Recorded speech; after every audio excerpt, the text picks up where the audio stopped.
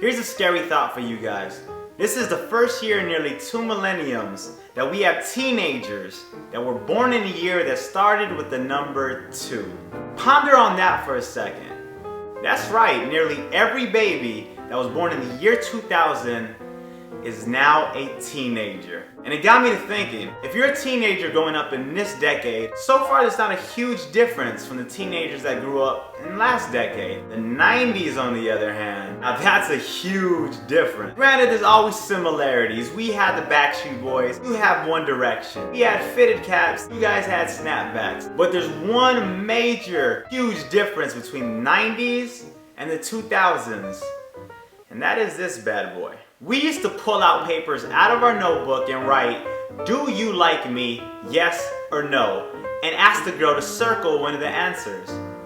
You guys just text a winky face to a girl and 9 months later, you're starring on 16 and Pregnant. We used to hop on a bus and take it to this little place that you may have heard about before called the library. You guys go on Wikipedia.com. We used to call friends, put them on hold, call another friend, put them on hold, then call up another friend and start this crazy 4, 5, 6-way phone conversation that would probably go to like 3 in the morning. You guys start a group chat and get mad at the one Droid user because it makes your bubbles green.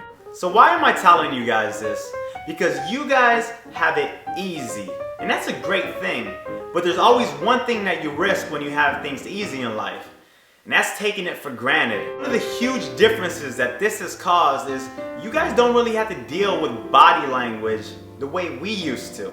See, back in the 90s, when you wanted to be mean and be a bully and call someone fat or ugly, you didn't have the luxury of hiding behind a screen and a keyboard. So when you called a person fat or ugly to their face and you saw the pain in their eyes, it actually made you feel kind of bad too, assuming you have any kind of heart. Nowadays, you don't have to deal with that. You pick up a keyboard, you say whatever the hell you want, and you don't have to deal with the person's reaction. Now granted, there's a million positive things that have come from all this advancement in technology, but this is probably the biggest negative that has come from it.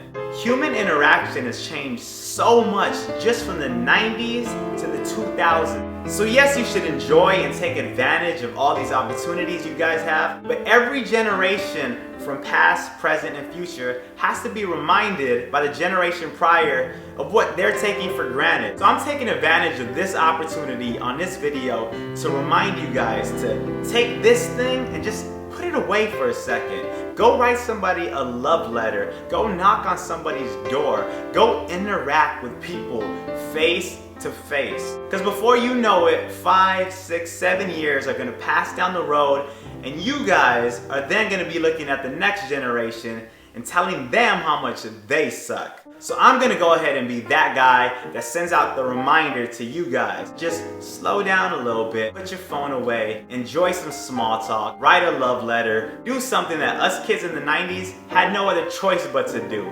With that said, y'all, if you enjoyed this video, please go ahead and hit that thumbs up button for me. I also want you guys to leave me a comment down below with your favorite form of communication, whether it be social networks, texting, phone calls, emails, and let me know how you think those have affected the way people communicate face to face and in person. With that said, I'm the Natural, y'all.